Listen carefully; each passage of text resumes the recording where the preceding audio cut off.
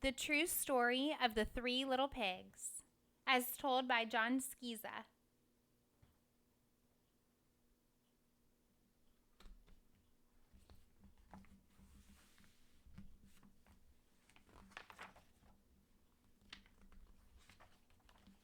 Everybody knows the story of the three little pigs, or at least they think they do, but I'll let you in on a little secret. Nobody knows the real story because nobody has ever heard my side of the story.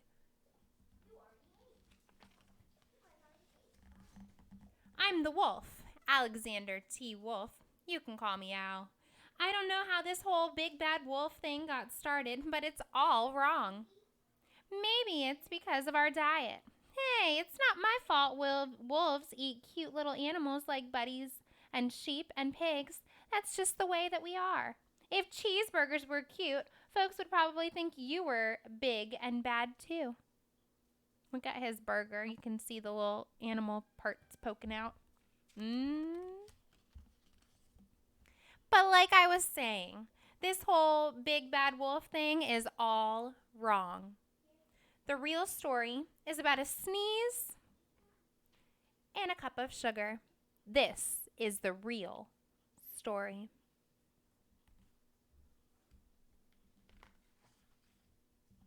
Way back in Once Upon a Time, I was making a birthday cake for my dear old granny.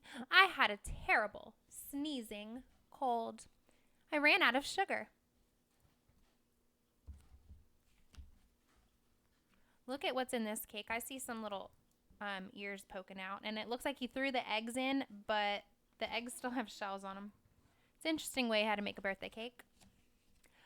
So he's out of sugar. So here he goes. He walks down the street to ask his neighbor for a cup of sugar. Now, this neighbor was a pig, and he wasn't too bright either. He had built his whole house out of straw. Can you believe it? I mean, who in his right mind would build a house of straw?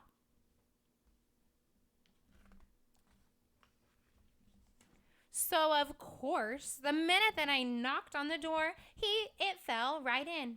I didn't want to just walk into someone else's house, so I called, little pig, are you in? No answer.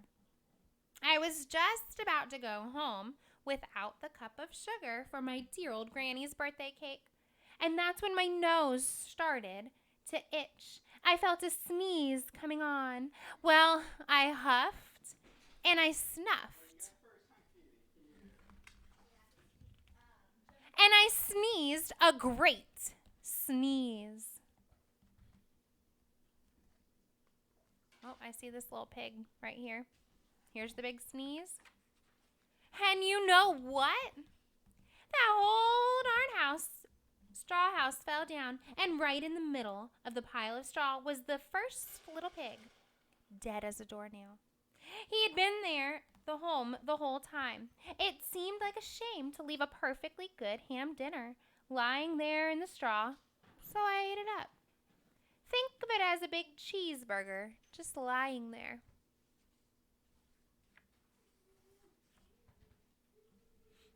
I was feeling a little better, but I still didn't have my cup of sugar.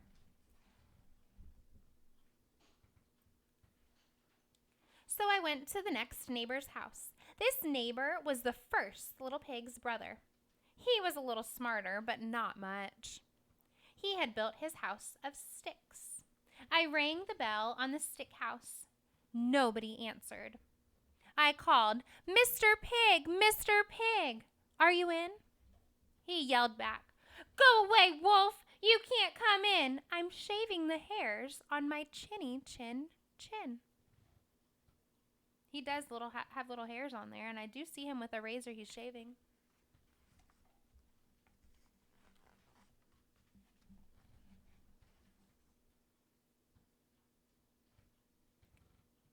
I had just grabbed the doorknob when I felt another sneeze coming on.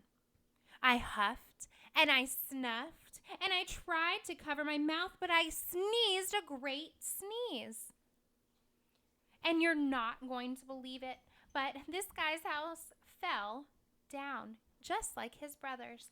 And when the dust cleared, there was the second little pig, dead as a doornail. Wolf's honor. Now you know food will spoil if you just leave it out in the open, so I did the only thing there was to do. I had dinner. Again. Think of it as the second helping. I was getting awfully full, but my cold was feeling a little better. And I still didn't have that cup of sugar for my dear old granny's birthday cake, so I went to the next house. This guy was the first and second little pig's brother. He must have been the brains of the family. He had built his house of bricks. I knocked on the brick house. No answer. I called, "Mr. Pig, Mr. Pig, are you in?" And do you know what that rude little porker answered? "Get out of here, wolf. Don't bother me again." Talk about impolite. He probably had a whole sack full of sugar, and he wouldn't give me even one little cup for my dear, sweet old granny's birthday cake. What a pig! I was just about to go home and maybe make a nice birthday card instead of a cake when I felt my cold coming on. I huffed, and I snuffed, and I sneezed once again. Then the third little pig yelled, "And your old granny can sit on a pin." That's not very nice. Now, I'm usually a pretty calm fellow, but when somebody talks about my granny like that, I go a little crazy. When the cops drove up, of course I was trying to break down this pig's door, and the whole time I was huffing and puffing and sneezing and making a real scene.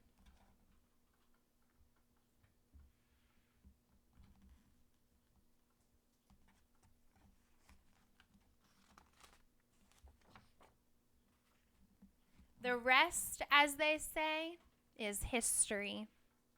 The news reporters found out about the 2 pigs I had for dinner. They figured I was a sick guy going to borrow a cup of sugar. Didn't sound very exciting. So they jazzed up the story with all of that huff and puff and blow your house down, and they made me the big bad wolf. That's it. The real story. I was framed. But maybe you could loan me a cup of sugar.